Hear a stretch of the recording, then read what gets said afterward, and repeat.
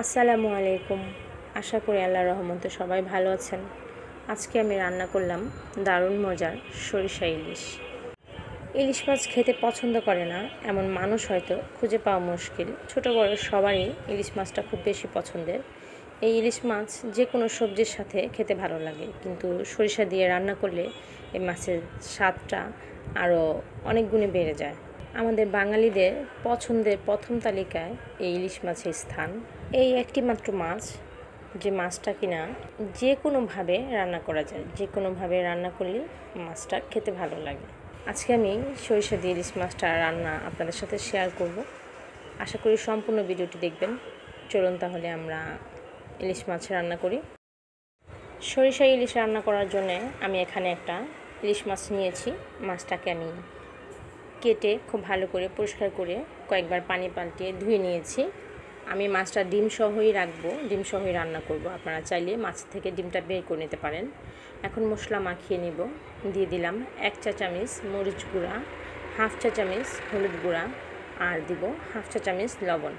সমস্ত উপকরণের সাথে মাছগুলিকে একটু ভালো করে ম্যারিনেট করে নেব। মাছের পিসগুলি একটু আলতো হাতে মাখিয়ে নিতে হবে, তা না হলে মাছের ভিতর থেকে ডিমগুলি বের হয়ে যেতে পারে। সমস্ত মাছগুলিকে আমি মশলা মাখিয়ে দিয়ে মাছটা রেস্টে রেখে দিব যতক্ষণ পর্যন্ত আমাদের মাছের জন্য সরিষাটা কষানো না হয়। আনুমানিক 15 মিনিটের মতো হতে পারে। এতে করে মাছের ভিতরে লবণটা খুব ভালো করে প্রবেশ করবে, মাছটা খেতে ভালো লাগবে। আমাদের আরও লাগবে হচ্ছে সরিষা। আমি এখানে সাদা সরিষা নিয়েছি। সরিষাগুলি আমি খুব ভালো করে ধুয়ে কয়েকবার পানি পাল্টিয়ে আমি একটু পানিতে ভিজিয়ে রাখছি। আর 4 কোয়া রসুন নিয়েছি। আমি এখন সরিষাগুলিকে একটা গ্রাইন্ডারের জগে ঢেলে নিব, সাথে একটু পানি দিয়ে দিয়েছি। এগুলিকে আমি পেস্ট করে নেব। আপনারা চাইলে এই কাজটা পাটাতেও করতে পারেন, বা চাইলে এখানে হলুদ সরিষার বদলে কালো সরিষাটাও ব্যবহার করতে পারেন, কিন্তু হলুদ সরিষা দিয়ে মাছটা রান্না করলে খেতে ভালো লাগে। সরিষাগুলিকে আমি পেস্ট করে নিয়েছি। আমি একটা বাটিতে ঢেলে নিব। আর 4 কোয়া রসুন আমি আলাদাভাবে ব্লেন্ডার করে নিয়েছি। চাইলে সরিষার সাথেও রসুনটা একসাথে ব্লেন্ডার করে নেওয়া যাবে, এতে কোনো সমস্যা হবে না। এখন আমরা রান্নায় চলে যাব। রান্নার জন্য আমি চুলাতে একটা ফ্রাই প্যান বসিয়ে দিয়েছি। ফ্রাই প্যানটা খুব ভালো করে গরম করে নিয়ে দিয়ে দিব 1/2 কাপ পরিমাণ সরিষার তেল। আজকে আমি রান্নাটা সরিষার তেল দিয়ে করব।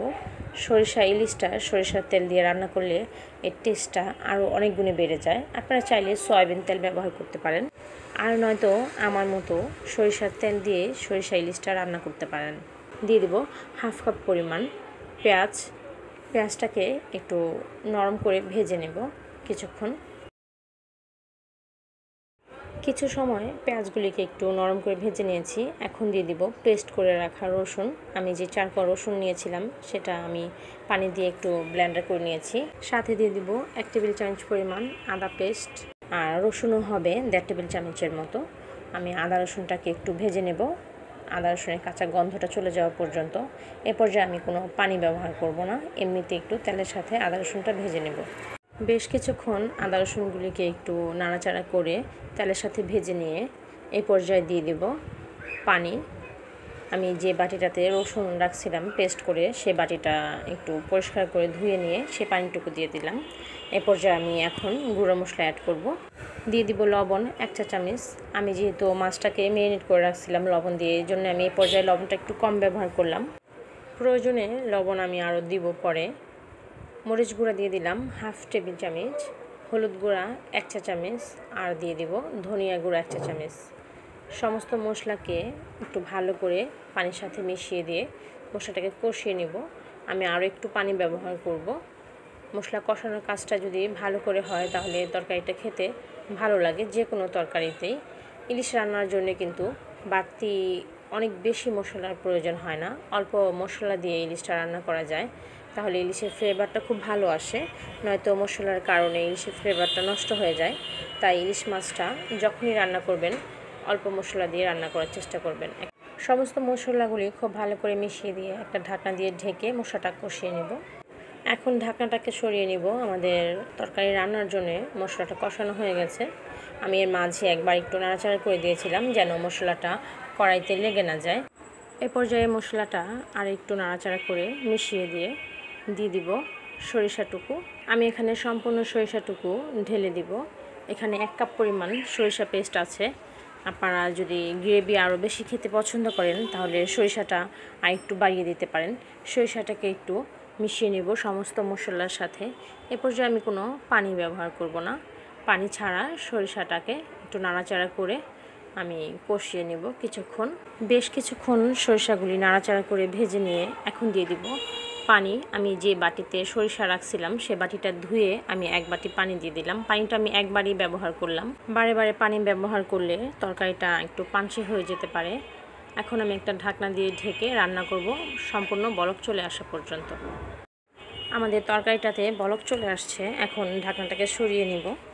ঢাকনাটা সরিয়ে নিয়ে একটু নেড়ে দিয়ে দিব মাছগুলিকে সুন্দর করে একটু বিছিয়ে দিব যেন মাছের ভিতর থেকে ডিমগুলি বের হয়ে না আসে। সবগুলি মাছ দেওয়া হয়ে গেলে একটু হালকা হাতে নেড়ে দিব যেন মাছ ভেঙে না যায়। এখন আমি একটা ঢাকনা দিয়ে ঢেকে মাছটাকে রান্না করব একেবারে বলক চলে আসা পর্যন্ত। কিছুক্ষণ পর ঢাকনাটাকে সরিয়ে নিব। ঢাকনাটা সরিয়ে নিয়ে একটু মাছগুলি উল্টে পাল্টে দিব হালকা হাতে যেন মাছ ভেঙে না যায়। আমাদের তরকারিটা রান্না হয়ে গেছে। এখন দিয়ে দিব কিছু কাঁচামরিচ আর সাথে দিয়ে দিব 2 টেবিল চামচ পরিমাণ সরিষার তেল। এভাবে একটু সরিষার তেল উপরে দিয়ে দিলে খেতে ভালো লাগে। আমি লবণটা টেস্ট করেছিলাম, আমাদের আরেকটু লবণ লাগবে, এর জন্য আমি আরও 1 চা চামচ পরিমাণ লবণ দিয়ে দিয়েছিলাম। এই পর্যায়ে একটা ঢাকনা দিয়ে ঢেকে চুলার আঁচটা কমিয়ে দিয়ে রান্না করব 5 মিনিট। 5 মিনিট পর আমি ঢাকনাটাকে সরিয়ে নিয়েছি। আমাদের রান্নাটা হয়ে গেছে। আমি তরকারিটাকে নামিয়ে নেব। তৈরি হয়ে গেল দারুণ স্বাদের সরিষা ইলিশ রান্না। ইলিশ মাছ অনেকভাবে রান্না করা যায়, অনেকভাবে ইলিশ মাছ খেতে অনেকে পছন্দ করেন। এক একজন এক এক রকমভাবে সরিষা দিয়েও ইলিশ মাছটা রান্না করেন। আমি যেভাবে রান্না করি সরিষা দিয়ে ইলিশ মাছ সব সময়, সেটা আপনাদের সাথে শেয়ার করলাম। আশা করি আমার রান্নাটা আপনাদের ভালো লাগবে। এভাবে অবশ্যই ট্রাই করবেন। যারা আমার মতো এভাবে সরিষার তেল দিয়ে সরিষা ইলিশ রান্না করে খাননি কখনো, অবশ্যই বাসায় ট্রাই করবেন একবার হলেও, তাহলে বুঝতে পারবেন সরিষা ইলিশের টেস্টটা কতটা ভালো আসে। আশা করি আমার রেসিপিটা আপনাদের ভালো লাগবে। আমার রান্নাটা যদি ভালো লাগে আমার চ্যানেলটাকে সাবস্ক্রাইব করবেন, লাইক কমেন্ট করবেন, শেয়ার করবেন ফ্রেন্ডস এবং ফ্যামিলির সাথে। আল্লাহ আপনাদের সবাইকে ভালো রাখুক, সুস্থ রাখুক। আল্লাহ হাফেজ। আসসালামু আলাইকুম।